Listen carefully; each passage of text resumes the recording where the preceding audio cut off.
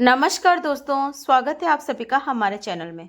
शहनाइयों की आवाज, लोगों की चहल पहल और रंग बिरंगी रोशनी से सजा वह मंडप किसी सपने जैसा लग रहा था।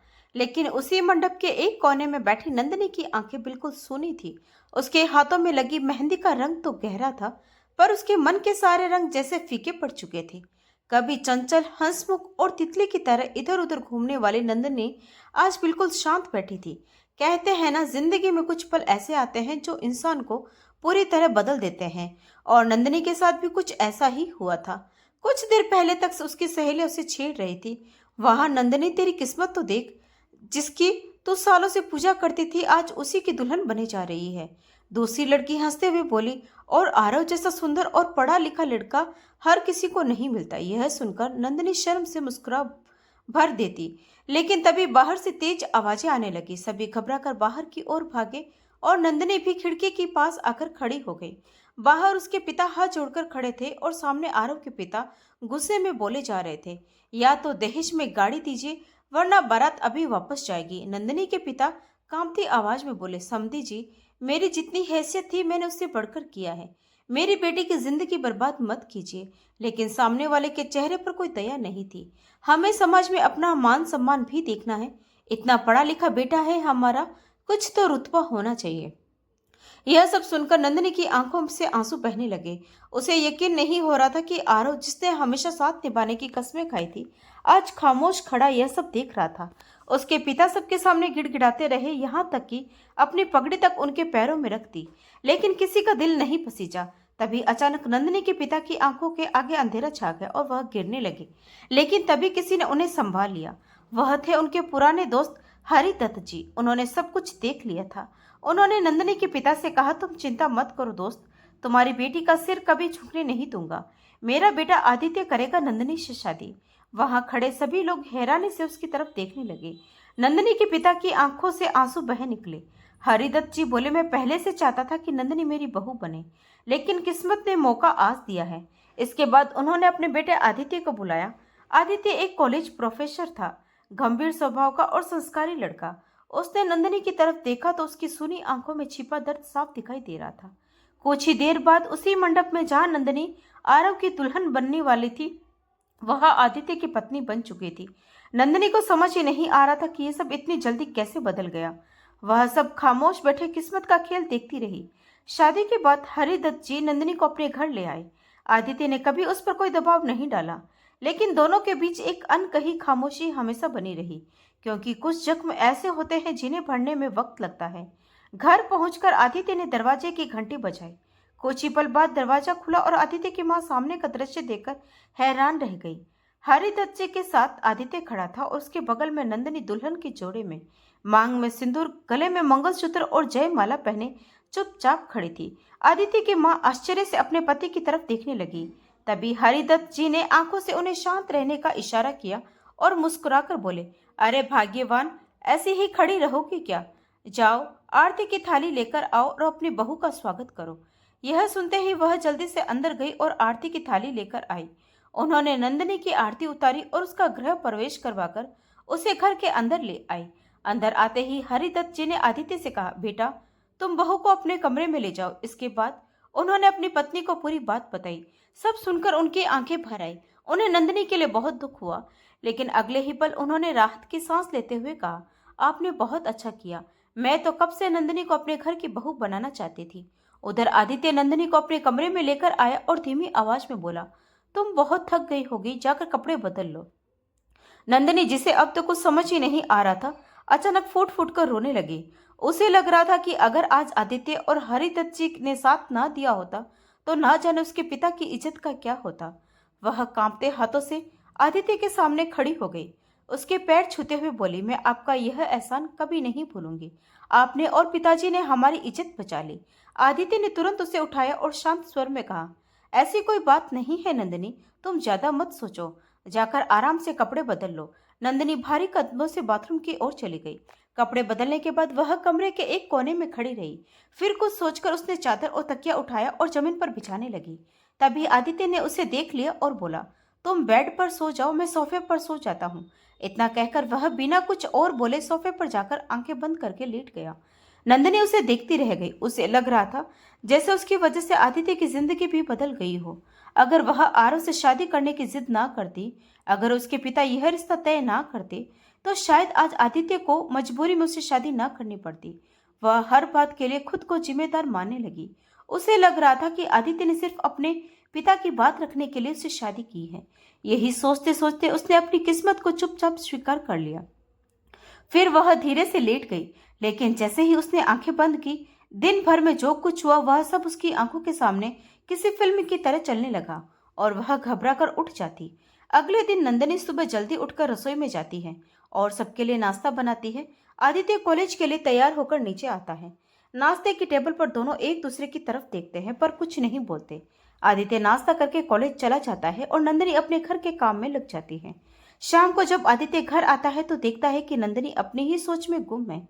जहां नंदिनी यह सोचती है कि आदित्य ने उस पर बहुत बड़ा एहसान किया है, अगर उसने उसे अपनाया नहीं होता तो न जाना उसका और उसके पिता का क्या होता। उसकी नजरों में आदित्य के लिए आदर दिन ब दिन बढ़ता जा रहा था। नंदिनी यह ठान लेती है कि अब वह पूरी ईमानदारी से अपना पत्नी धर्म निभाएगी और एक अच्छी पत्नी व अच्छी बहू होने का हर फर्ज निभाएगी। वही आदित्य यह सोचकर कुछ नहीं कहता कि नंदिनी के साथ इतना सब हो गया है, उसके सारे सपने टूट गए हैं। जिससे वह प्यार करती थी उसी ने उसे धोखा दे दिया। इन सब बातों से उभरने के लिए उसे थोड़ा समय चाहिए। दोनों ही अपनी सोच में गुम रहते हैं और एक दूसरे से बहुत कम बात करते हैं। कमरे में दोनों के होते हुए भी हमेशा एक अजीब सा सन्नाटा पसरा रहता। अब तो यह रोज का नियम बन गया था। दोनों बहुत जरूरत होने पर ही बात करते, वह भी ना के बराबर। ना तो कभी नंदिनी ने और ना ही कभी आदित्य ने इस खामोशी को मिटाने की कोशिश की। हाँ, दोनों एक दूसरे का पूरा ख्याल रखते थे। नंदिनी आदित्य की पत्नी होने के सारे फर्ज अच्छे से निभा रही थी। उसके कपड़े निकालना, उन्हें प्रेस करना, सामान सही जगह पर रखना, खाने पीने का ध्यान रखना, इन सभी बातों का वह बहुत अच्छे से ख्याल रखती थी। आदित्य के माता पिता भी नंदिनी के व्यवहार से बहुत खुश थे। नंदिनी सबके सामने तो हंसती मुस्कुराती रहती, लेकिन आदित्य के सामने बिल्कुल शांत हो जाती। वहीं आदित्य भी नंदिनी का पूरा ध्यान रखता था, उसकी हर जरूरत को बिना कहे पूरा करता। कभी कभी वह उसके लिए साड़ी भी ले आता, तो कभी छोटे मोटे गिफ्ट। नंदिनी के जन्मदिन पर उसने उसे एक बहुत सुंदर सा हार भी दिया था, जिसे नंदिनी बड़े चाव से संभाल कर रखती। कभी आदित्य रसोई में उसकी मदद कर देता, कभी कपड़े सुखाने में हाथ बटा देता और कभी बाजार से जरूरत का सामान चुपचाप लाकर रख देता। इस तरह से दोनों को एक दूसरे की आदत हो गई थी, लेकिन फिर भी दोनों अपने दिल की बात जुबान पर नहीं ला पाते थे। जहां नंदिनी की नजरों में आदित्य की इज्जत और बढ़ती जा रही थी, वहीं आदित्य भी नंदिनी जैसी पत्नी पाकर खुद को भाग्यशाली मानने लगा था। लेकिन अभी भी उस चुप्पी को तोड़ने का साहस दोनों में से किसी में नहीं था। हालांकि अब उनके बीच थोड़ी बहुत हंसी मजाक होने लगी थी, लेकिन एक पति पत्नी जैसा रिश्ता अभी भी उनके बीच नहीं बन पाया था। इन्हीं उतार चढ़ाव के बीच उनकी शादी को 1 साल बीत गया। वर्तमान में नंदिनी की खिड़की के पास खड़ी होकर बाहर देख रही थी। आज अचानक उसे वही पुरानी बातें याद आने लगी, जिन्हें वह धीरे धीरे भूलने लगी थी। यह सब सोचते सोचते उसकी आंखों में आंसू भर आए। सोफे पर बैठा आदित्य बड़े गौर से उसे देख रहा था। नंदिनी की आंखों के आंसू उससे छिप नहीं पाए थे और उसकी यह हालत आदित्य के दिल को बहुत तकलीफ दे रही थी। वह चाहता था कि नंदिनी को अपने सीने से लगा ले, लेकिन दोनों के बीच की खामोशी और झिझक उसे ऐसा करने से रोक रही थी। तभी नंदिनी के कानों में आदित्य की माँ की आवाज पड़ी, बहू, ओ बहू, आई माँ जी। नंदिनी ने जवाब दिया और अपनी सास के पास चली गई।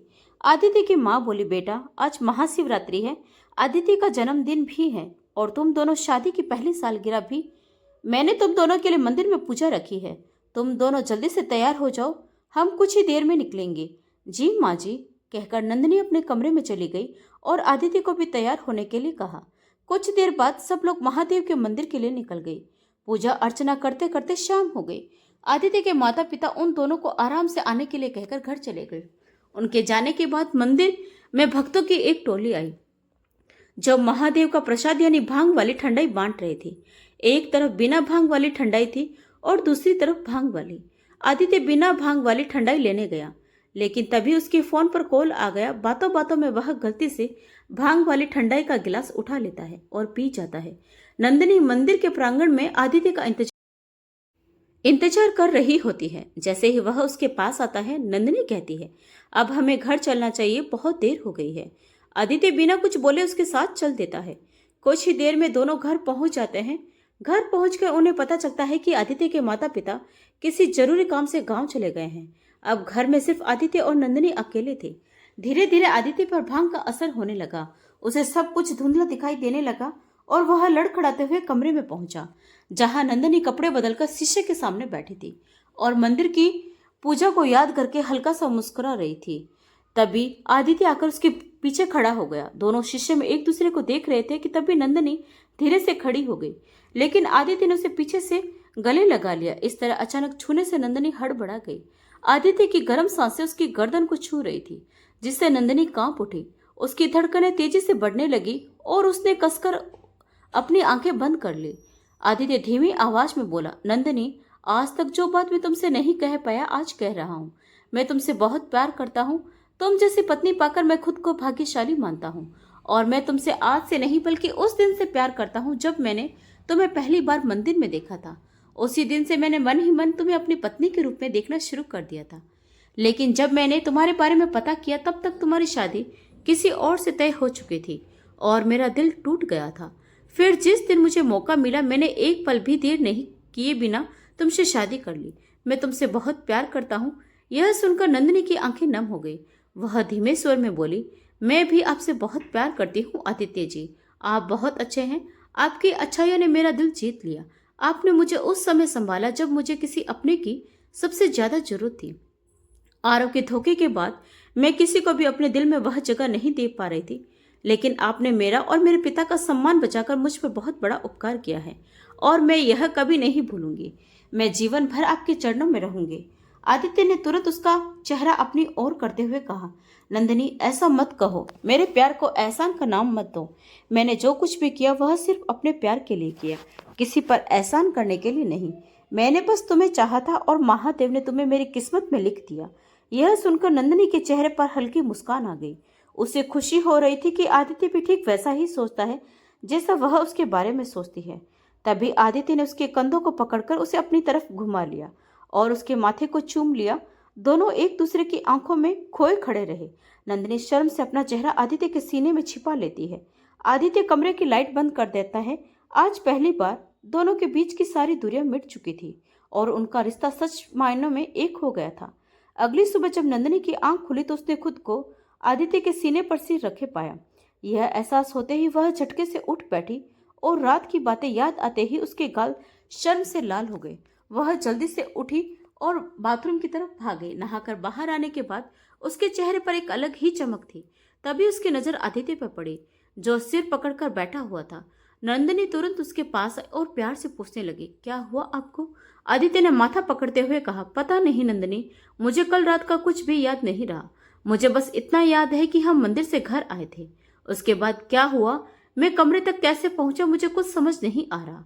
मेरा सिर दर्द से फटा जा रहा है। यह सुनते ही नंदिनी के हाथ से तौलिया नीचे गिर गया। उसकी आंखों से आंसू भर आए और वह वहां से भागकर सीधे रसोई में चली गई। रसोई में पहुंचते ही वह फूट फूट कर रोने लगी। उसे समझ नहीं आ रहा था कि वह आदित्य को कैसे बताए कि रात को उनके बीच क्या हुआ था। आदित्य को कुछ याद भी नहीं था। उसे डर लगने लगा कि कहीं आदित्य उसके बारे में गलत ना सोच ले। यही सब सोचकर वह और ज्यादा रोने लगी। तभी उसे आदित्य की आवाज सुनाई दी, नंदिनी, चाय लेकर आओ। नंदिनी जल्दी से अपने आंसू पोंछती है, चाय बनाकर आदित्य को देती है और बिना उसकी तरफ देखे वहां से चली जाती है। आदित्य उसके इस अजीब व्यवहार को देखकर हैरान रह जाता है। वह मन ही मन सोचने लगता है, आज नंदिनी को क्या हो गया? वह इतना अजीब व्यवहार क्यों कर रही है? फिर वह जल्दी से कॉलेज जाने के लिए तैयार हो जाता है। तैयार होकर जब वह नीचे आता है तो नाश्ते की टेबल पर बैठकर नंदिनी से जल्दी नाश्ता लगाने को कहता है। नंदिनी चुपचाप उसके सामने नाश्ता रख देती है, लेकिन वह आदित्य से नजरें भी नहीं मिला पा रही होती। जब वह जल्दी जल्दी उसके सामने से हट जाने की कोशिश करती है, तभी आदित्य के माता पिता भी वापस आ जाते हैं। आदित्य पूछता है, पापा, गांव में सब ठीक तो है ना? आप अचानक चले गए थे। आदित्य के पिता मुस्कुराकर कहते हैं, हाँ बेटा, सब ठीक है। गांव वाली जमीन का केस हम जीत गए, इसीलिए वकील साहब ने बुलाया था। आदित्य खुश होकर कहता है, यह तो बहुत अच्छी बात है। चलिए अब मैं कॉलेज जाता हूँ, आप अपना ध्यान रखिए। इतना कहकर आदित्य कॉलेज चला जाता है। इसी तरह 1 महीना बीत जाता है। नंदिनी आदित्य के सामने बहुत कम जाती थी। वह उसके सो जाने के बाद कमरे में आती और उसके उठने से पहले ही कमरे से निकल जाती। आदित्य कई दिनों से नंदिनी का यह बदला हुआ व्यवहार देख रहा था। उसे समझ नहीं आता था कि आखिर ऐसा क्या हो गया कि नंदिनी हमेशा उससे बचने की कोशिश करती रहती है। लेकिन आदित्य को यही लगता कि उनके रिश्ते में अभी उसे इतना हक नहीं है कि वह उसे जबरदस्ती कोई सवाल कर सके। एक दिन रसोई में काम करते समय अचानक नंदिनी को उल्टी जैसा महसूस हुआ और वह तेजी से बाथरूम की तरफ भागी। उसने मुंह धोया और जैसे ही शीशे में खुद को देखा तभी उसे याद आया कि 1 महीना उसका पीरियड भी मिस हो चुका है। यह सोचते ही उसकी घबराहट बढ़ गई। वह हड़बड़ाकर खुद से कहने लगी, यह कैसे हो सकता है? अगर ऐसा हो गया तो आदित्य को क्या जवाब दूंगी? कहीं उन्होंने मुझे गलत समझ लिया तो? उन्हें तो कुछ भी याद नहीं है। भगवान, मैं क्या करूं? थोड़ी देर बाद वह अपना सारा काम खत्म करके डॉक्टर के पास चली जाती है। डॉक्टर उसका चेकअप करते हैं और कुछ टेस्ट करवाने के लिए कहते हैं। नंदिनी वहीं बैठकर रिपोर्ट का इंतजार करने लगती है। कुछ देर बाद रिपोर्ट आ जाती है। डॉक्टर मुस्कुराकर कहती है, कॉन्ग्रेचुलेसन मिसेज आदित्य, आप प्रेग्नेंट है। यह सुनते ही नंदिनी के पैरों तले जमीन खिसक जाती है। वह सोचने लगती है कि अब यह बात आदित्य को कैसे बताएगी। यह सब सोचते सोचते वह घर वापस आ जाती है। आदित्य की माँ उसे देखकर पूछती है, बेटा नंदिनी, तुम इतनी जल्दी से कहाँ चली गई थी? सब ठीक तो है ना? नंदिनी घबराकर गर्दन हिलाते हुए कहती है, जी माँ जी, बस तबीयत थोड़ी ठीक नहीं थी। क्या मैं अपने कमरे में जाकर आराम कर लूँ? आदित्य की माँ प्यार से कहती है, हाँ बेटा जाओ, आराम करो, और अगर किसी चीज की जरूरत हो तो मुझे आवाज दे देना। नंदिनी को कुछ समझ नहीं आ रहा था। वह अपने कमरे में जाकर जोर जोर से रोने लगती है। उसे समझ नहीं आता कि वह यह बात आदित्य और उसके परिवार को कैसे बताए। इसी सोच विचार में वह कई दिन और निकाल देती है।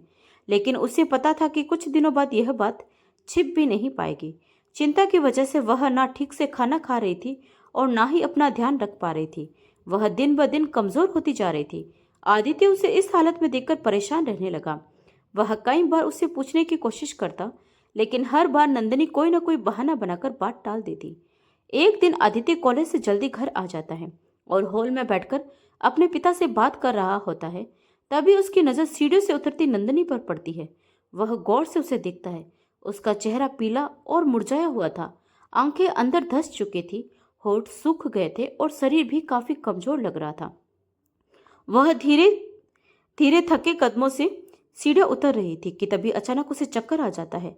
आदित्य दौड़कर उसे संभाल लेता है। नंदिनी उसकी बाहों में ही बेहोश हो जाती है। आदित्य घबराकर चिल्लाता है, नंदिनी, नंदिनी क्या हुआ तुम्हें? जल्दी कोई पानी लाओ। लेकिन नंदिनी को होश नहीं आता। आदित्य तुरंत उसे गोद में उठाकर गाड़ी तक ले जाता है और अस्पताल की तरफ निकल पड़ता है। अस्पताल पहुंचते ही वह घबराकर डॉक्टर से कहता है, डॉक्टर प्लीज देखिए ना, नंदिनी अचानक बेहोश हो गई। डॉक्टर उसे शांत करते हुए कहती है, अब चिंता मत कीजिए, हम अभी देखते हैं। आदित्य बाहर कॉरिडोर में बेचैनी से चक्कर लगाने लगता है।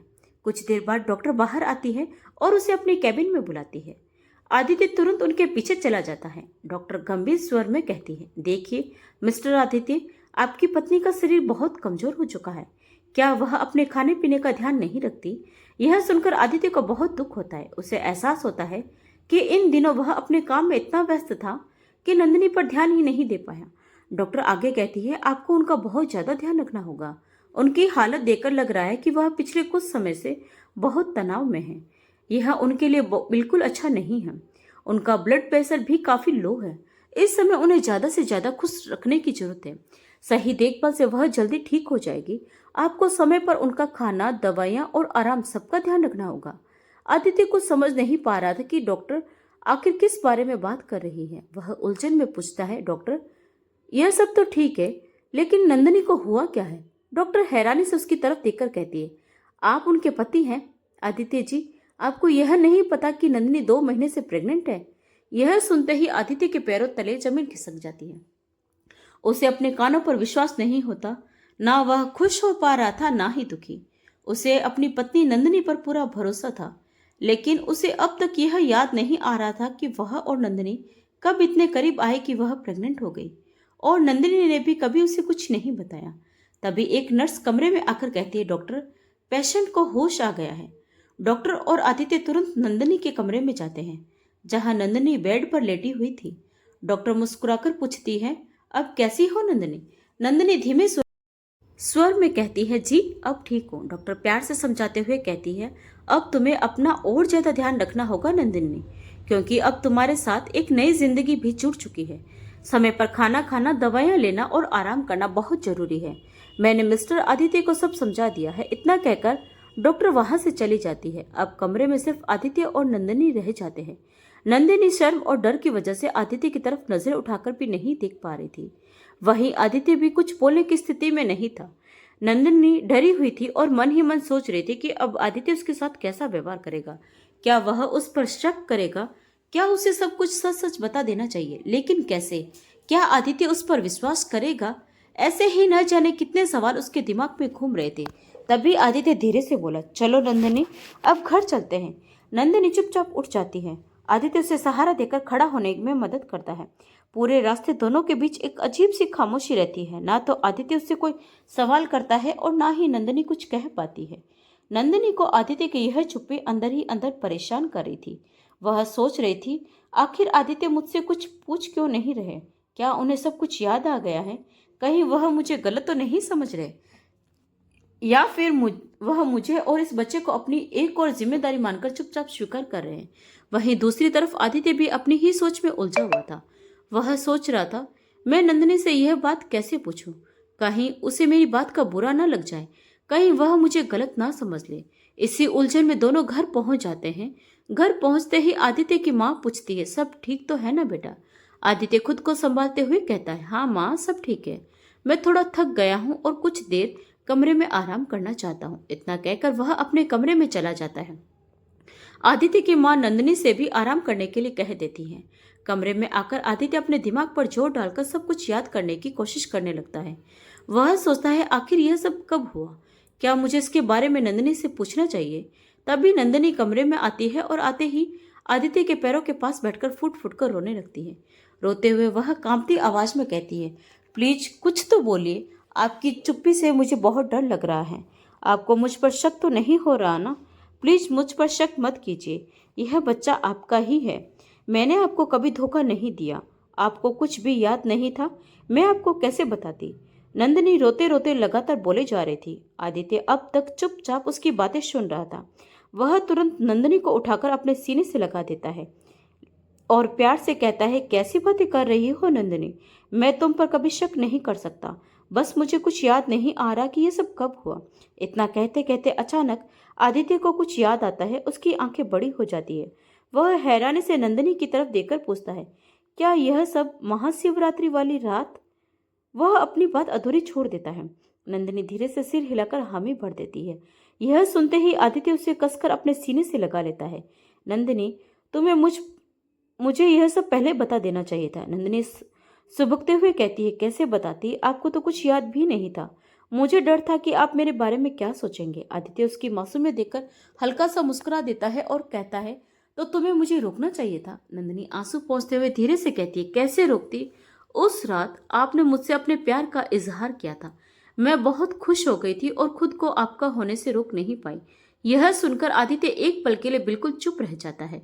उसे खुद पर गुस्सा आने लगता है कि उसकी बेवकूफी की वजह से वह इतने खूबसूरत पल भूल गया। फिर अचानक वह नंदिनी की तरफ देखकर पूछता है, क्या तुम भी नंदिनी, क्या तुम भी मुझसे प्यार करती हो? नंदिनी शर्माते हुए धीरे से हाँ कह देती है। यह सुनते ही आदित्य की खुशी का ठिकाना नहीं रहता। वह नंदिनी को अपने सीने से लगाकर कहता है, नंदिनी, आज मैं बता नहीं सकता कि मैं कितना खुश हूँ। आज मैं पूरे होश में कह रहा हूँ कि मैं तुमसे बहुत बहुत बहुत प्यार करता हूँ, लेकिन कहने से डरता था। मुझे लगता था कि कहीं तुम यह ना सोचो कि मैं तुम्हारी मजबूरी का फायदा उठा रहा हूँ। मुझे माफ कर दो, मेरी वजह से तुम्हें अकेले इतना सब सहना पड़ा। नंदिनी भी रोते हुए कहती है, आप भी मुझे माफ कर दीजिए। मैं भी आपसे प्यार करती हूँ, लेकिन कहने से डरती थी। आपने मेरा सम्मान बचाया था, इसीलिए पहले मैं आपकी सिर्फ इज्जत करती थी, लेकिन कब वह इज्जत प्यार में बदल गई मुझे खुद ही नहीं पता चला। मैं डरती थी कि अगर आपने मुझे ठुकरा दिया तो? कहाँ आप इतने बड़े कॉलेज के प्रोफेसर और कहाँ मैं, एक ऐसी लड़की जिसे उसके प्रेमी ने शादी के दिन धोखा दे दिया। आदित्य तुरंत उसके होठों पर उंगली रख देता और कहता है, अब और कुछ मत कहो। भगवान ने मुझे आज इतनी बड़ी खुशी दी कि मैं शब्दों में बता भी नहीं सकता। इतना कहकर वह खुशी से नंदिनी को गोद में उठाकर गोल गोल घूमने लगता है। नंदिनी घबराकर हंसते हुए कहती है, आदित्य, मुझे नीचे उतार दीजिए। मुझे चक्कर आ रहे हैं। यह सुनते ही आदित्य तुरंत उसे नीचे उतार देता है। नंदिनी जोर जोर से हंसने लगती है। तभी अचानक आदित्य को कुछ याद आता है और वह तेजी से कमरे से बाहर भागता है। नीचे जाते हुए वह जोर जोर से अपनी माँ को आवाज देने लगता है। माँ, माँ, कहाँ हैं आप? जल्दी आइए, आपको एक बहुत बड़ी खुशखबरी देनी है। आदित्य खुशी से जोर जोर से आवाज लगाने लगा। नंदिनी भी उसके पीछे पीछे हॉल में आ गई। आदित्य की माँ घबराकर बाहर आई और बोली, क्या हुआ आदित्य, इतना क्यों चिल्ला रहे हो? आदित्य खुशी से उसकी तरफ बढ़ते हुए बोला, माँ, आप दादी बनने वाली हैं। यह सुनते ही उनकी आंखें खुशी से चमक उठी। वह तुरंत जाकर नंदिनी को गले लगा लेती है। नंदिनी शर्म से मुस्कुराते हुए उनके गले लग जाती है। आदित्य की माँ प्यार से कहती है, अरे मेरा बेटा बाप बनने वाला है। फिर वह आदित्य की तरफ देखकर बोली, खड़ा क्यों है? जा रसोई से मिठाई लेकर आ और सबका मुंह मीठा करवा। आदित्य भागकर मिठाई लेने चला जाता है। आदित्य की माँ नंदिनी के सिर पर हाथ फेरते हुए कहती है, नंदिनी, आज तुम दोनों ने मुझे दुनिया की सबसे बड़ी खुशी दी है। अब से तुम घर का कोई काम नहीं करोगी, सिर्फ आराम करोगी। तभी आदित्य मिठाई लेकर आता है और मुस्कुराते हुए कहता है, माँ बिल्कुल सही कह रही है, अब नंदिनी सिर्फ आराम करेगी। इसके बाद आदित्य नंदिनी का पहले से भी ज्यादा ध्यान रखने लगा। उसका बस चलता तो वह नंदिनी को बिस्तर से नीचे भी ना उतरने देता। धीरे धीरे नंदिनी भी पहले वाली चंचल और मुस्कुराती हुई नंदिनी बन गई थी। अब दोनों अपने आने वाले बच्चे को लेकर सपने सजाते, घंटों बातें करते और छोटी छोटी बातों पर हंसते रहते। देखते ही देखते दिन बीतने लगे और फिर वह दिन भी आ गया जब आदित्य और नंदिनी की जिंदगी में एक नई खुशी दस्तक देने वाली थी। अस्पताल में आदित्य बेचैनी से ऑपरेशन थिएटर के बाहर चक्कर काट रहा था। उसकी माँ उसे बार बार समझा रही थी, इतना परेशान मत हो बेटा, सब ठीक होगा। फिर वह हाथ जोड़कर भगवान से प्रार्थना करने लगी, हे भगवान, मेरी बेटी और उसके बच्चे दोनों की रक्षा करना, चाहे लड़का हो या लड़की, बस स्वस्थ हो। तभी अचानक बच्चे की रोने की आवाज गूंजती है और एक नर्स गोद में एक नन्ही सी बच्ची को लेकर आदित्य के सामने आती है। उसके पीछे डॉक्टर मुस्कुराते हुए कहती है, बधाई हो मिस्टर आदित्य, आपके घर लक्ष्मी आई है। यह सुनते ही आदित्य की आंखों में आंसू आ जाते हैं। वह कांपते हाथों से उस नन्ही सी मासूम गुड़िया को अपनी बाहों में लेता है और उसके माथे को चूम लेता है। फिर तुरंत घबराकर पूछता है, डॉक्टर, नंदिनी ठीक है ना? डॉक्टर मुस्कुराकर कहती है, आप खुद जाकर देख लीजिए। आदित्य तुरंत नंदिनी के कमरे की तरफ भागता है। नंदिनी को अभी अभी होश आया था। उसकी आंखें बोझिल थी, लेकिन जैसे ही उसने आदित्य को अपनी बच्ची के साथ देखा, उसके चेहरे पर हल्की सी मुस्कान आ गई। आदित्य बच्ची को गोद में लिए उसके पास बैठ जाता है और उसके माथे को चूमते हुए कहता है, थैंक यू नंदिनी, मुझे जिंदगी का सबसे खूबसूरत तोहफा देने के लिए। I love you so much. फिर वह प्यार से बच्ची को नंदिनी के पास लिटाकर मुस्कुराते हुए कहता है, देखो, हमारी बेटी बिल्कुल मुझ पर गई है, लेकिन इसकी प्यारी सी मुस्कान और आंखें बिल्कुल तुम्हारी जैसी हैं। यह सुनकर नंदिनी हल्का सा मुस्कुरा देती है और प्यार से अपनी बच्ची के सिर पर हाथ फेरती है। उस पल दोनों की आंखों में सिर्फ खुशी थी। एक ऐसा रिश्ता जो मजबूरी में शुरू हुआ था, आज सच्चे प्यार, विश्वास और अपनापन से भर चुका था। दो अनजान दिल अब एक परिवार बन चुके थे और उनकी जिंदगी में आई उस नन्ही सी कड़ी ने उनके रिश्ते को हमेशा के लिए एक मजबूत कर दिया था। दोनों ने मिलकर अपनी बेटी का नाम शिवांशी रखा। कहते हैं, सच्चा रिश्ता वह नहीं होता जो सिर्फ किस्मत से बन जाए, बल्कि वह होता है जिसे प्यार, भरोसे और साथ निभाने की चाह हर दिन और मजबूत बनाती रहे। आदित्य और नंदिनी की कहानी भी यही सिखा गई कि कभी कभी भगवान हमारी जिंदगी में दर्द देकर हमें वही इंसान दे देता है जो सच में हमारे लिए बना होता है। तो दोस्तों, कैसी लगी आपको आज की कहानी? अगर कहानी पसंद आई हो तो प्लीज़ वीडियो को लाइक, शेयर और सब्सक्राइब जरूर करें। मिलते हैं एक और नई कहानी के साथ। तब तक